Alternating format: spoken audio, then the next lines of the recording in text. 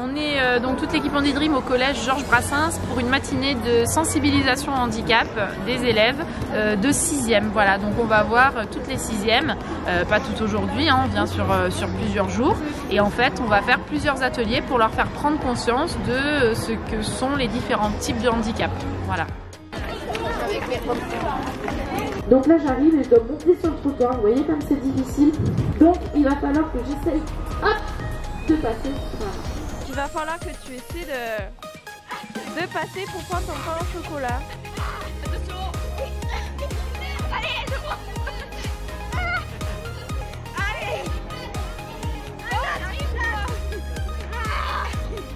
Allez, c'est bon. Oh là là là là là là.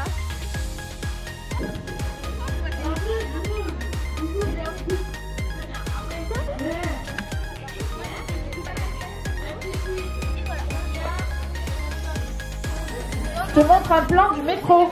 Est-ce que tu peux me dire comment on va de la Concorde jusqu'à Opéra? Tu m'expliques en fait, hein, tu dois me dire quelle ligne je prends. Ligne violette jusqu'à... Ouais. Et après on va à pied. En effet. Bien, hey, tu t'en es pas mal tiré. Un petit test pas facile avec les lunettes qui simulent en fait ce que peut voir une personne malvoyante. Qu'est-ce que tu en as pensé? C'était dur parce que faut repérer en fait les endroits où on doit y aller. Oui. Donc du coup c'était pas facile. Et qu'est-ce que ça fait de mal voir en fait? Ça t'énerve? C'est plus... Non mais c'est embêtant. Oui, c'est embêtant. Tu t'en es bien tiré en tout cas. Tu as 1 mètre de la table. Voilà, parfait, là tu as la table.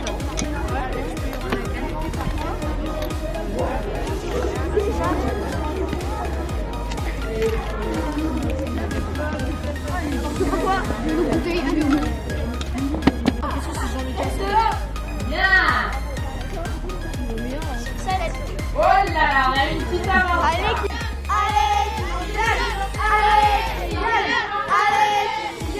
C'était dur de voir qu'un seul œil. Et en plus, il y avait un petit trou, donc c'était...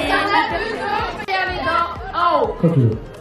Les 5 sens de l'handicapé sont touchés et c'est un sujet qui délivre l'envie de vivre. Bien, l'envie de vivre. Super bien sorti. Qu'est-ce que tu veux dire, ce que tu as ressenti? Ça nous bloque en fait le son qui passe de la bouche. Ouais. Donc on n'arrive pas à se dire dans nos têtes on a dit le mot.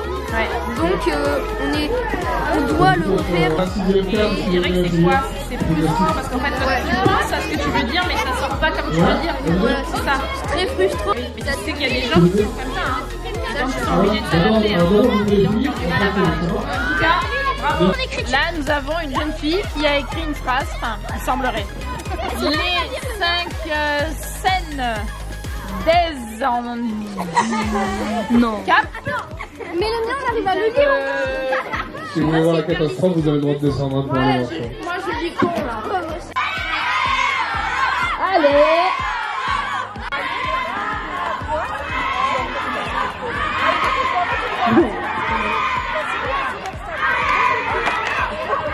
Quelles difficultés avez-vous rencontrées? La difficulté surtout de là pour tourner, c'était très. Pour tourner avec quoi? Bah avec les mains, avec un fauteuil roulant. Ouais. Oui voilà. C'est la première fois que tu étais dans un fauteuil roulant? Oui. Et alors? Galère pour tourner? Galère pour avancer. Galère pour avancer. Galère pour passer dans la porte. Ouais. Galère. Tout galère avec le fauteuil. Ouais. Ok. Donc du coup, qu'est-ce que tu penses des personnes qui vivent en fauteuil roulant? Ça doit être vraiment compliqué au quotidien, en effet.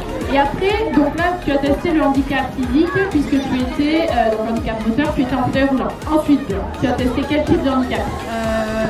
Malvoyant. Malvoyant, en effet, parce que tu avais quelque chose sur les yeux, c'est ça? Ouais. Pour pas y voir. Et tu avais quoi d'autre? Une canne blanche, en effet. Et alors là, est-ce que tu as tout cassé ou est-ce que tu as réussi à t'orienter? Tu as détruit le parcours. Et est-ce que tu as réussi à enjamber l'obstacle? Oui, tu es tombé. Ouais, non, il m'a dit juste ça. Juste ça. D'accord, donc Et j'ai pas heureusement que tu avais ton binôme, si je comprends bien. Donc c'est important d'avoir un élan quand on a des difficultés. Après, on a simulé le handicap comme si tu étais amputé d'une jambe. Qu'est-ce que tu as eu à faire? marcher à cloche-pied. Sauter à cloche-pied et dire ton prénom en équilibre. Est-ce que tu as réussi sans poser le pied? Oui. Oui, super. Et ensuite, c'était le handicap au niveau de la main. Oui. Tu devais enfiler une chemisette. J'ai pas eu la chance de pouvoir faire.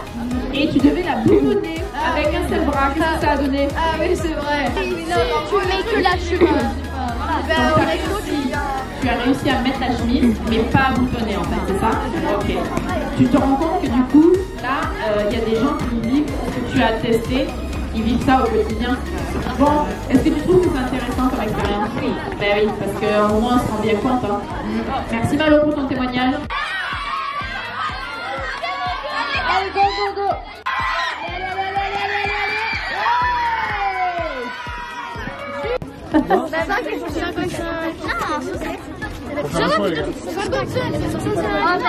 Cinq personnes le sont devenues après 16 ans.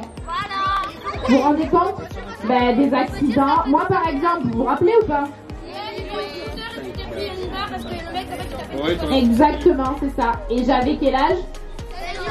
17 ans. Donc, par quel moyen une personne tétraplégique peut-elle utiliser un ordinateur? A. Par les mouvements de la tête. B. Par les mouvements des yeux. C. Par les mouvements légers des lèvres. Il protège son maître. Si tu le touches, il va te...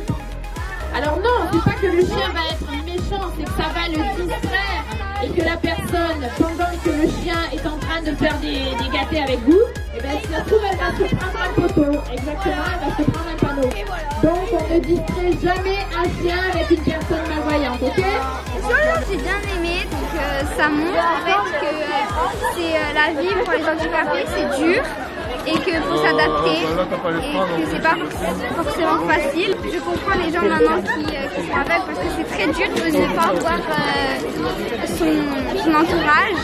Et donc c'est cool de nous montrer ce qui pourrait même à nous arriver. J'espère que c'était un peu dur avec le fauteuil roulant. Moi je pense un peu dans tous les flots. T'as tout cassé.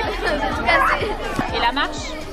La marche, Roman, du coup, elle m'a un peu aidée, mais quand c'est moi qui ai dit Roman, j'ai vraiment galéré à la faire monter le fauteuil roulant sur la marche. Donc là, on voit quand les commerces, par exemple, sont pas adaptés et que tu veux rentrer t'acheter une baguette de pain, bah, c'est compliqué, quoi. Ouais. Ce qui est compliqué dans la vie d'un handicapé, c'est aussi le regard des autres. Bah oui, on en a parlé, hein, déjà.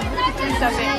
Mais c'est pour ça qu'en fait, on fait cette intervention-là avec vous. Hein. C'est pour que si jamais un jour bah, vous croisez quelqu'un en situation de handicap, au moins vous saurez un petit peu ce qu'il vit. Au quotidien et vous ne jugerez peut-être moins en fait.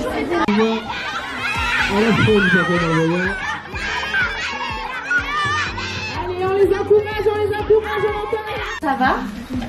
Donc vous mettez les mains comme ça et vous bougez 2 fois les 2 doigts ici et vous froncez les sourcils, ça veut dire que vous posez une question. Comme ça. Voilà, donc après pour répondre à ça va, donc ça va être oui ou non. Donc oui, voilà, comme ça. Et non, c'est tout simplement comme ça. Et oui, c'est comme ça. En même temps que moi, comme ça là. Et vous retournez de l'autre côté. Alors, on y va, on se dit bonjour.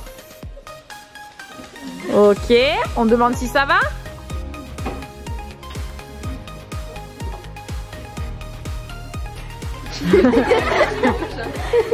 Voilà.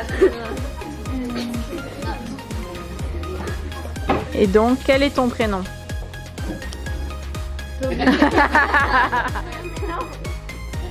Voilà.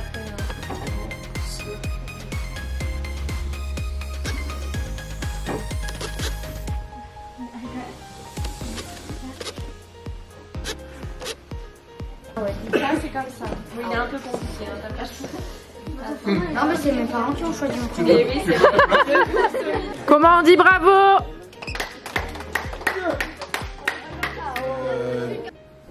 Donc Donc l'établissement est assez engagé sur la politique de l'école inclusive et donc d'accueil des élèves en situation de handicap.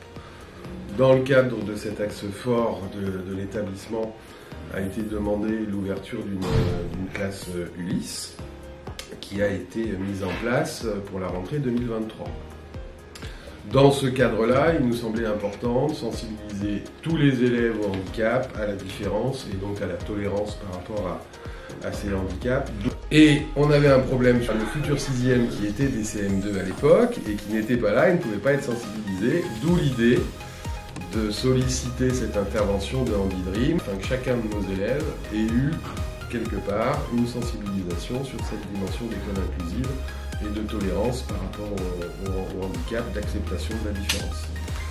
C'est comme ça qu'HandiDream est arrivé sur les classes de 6e cette année, sur une action qui est filée sur l'année avec différents temps et qui je pense sera très efficace. Et sur la phase 2 actuellement, où il y a une mise en situation quelque part des élèves sur comment je dois gérer mon handicap et comment je boutonne ma chemise avec un seul bras ou comment je me débrouille pour me déplacer dans un fauteuil roulant, prendre un trottoir. Donc ça met aussi un petit peu notre société face à certaines de ces contradictions où l'accessibilité, il y a peut-être encore à travailler. Et en tout cas sur l'état d'esprit des gens, il nous semble quand même très important que dès le plus jeune âge, les élèves bénéficient de ce type d'action pour leur ouvrir l'esprit et les faire travailler dans le bon sens. C'est ça. Et en plus, on est dans la cour, donc ça peut faire aussi parler du handicap à tous les autres cycles aussi, que ce soit 5e Tout à ou 4e. fait, c'est aussi une piqûre de rappel quelque part pour ceux qui en ont bénéficié l'année dernière au mois de juin, qui voient ce qui se passe. Cette dimension animation crée un petit peu de curiosité. Donc les élèves des autres niveaux, de 5, 4 et 3, observent, regardent et en tirent sûrement aussi quelque part une leçon, même s'ils participent moins activement que les 6e. C'est ça. Merci. Merci à vous et à l'association d'avoir accepté et d'être venu partager ce temps avec nous. C'était un vrai plaisir et à voir l'animation autour.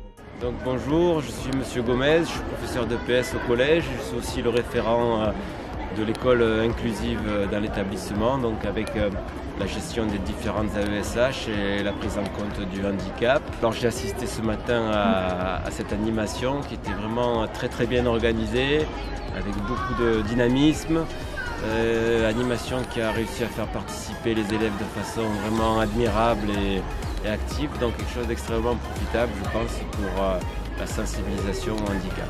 Ils ont eu quand même une sensibilisation, une ouverture à tous les types de handicap, ce à quoi je pense qu'ils ne s'attendaient pas au début. Je pensais qu'on allait se centrer sur le handicap visible et ils se sont rendus compte de la pluralité des handicaps invisibles et aussi du fait que tout le monde pouvait être touché par ça et qu'il fallait être tolérant et compréhensif.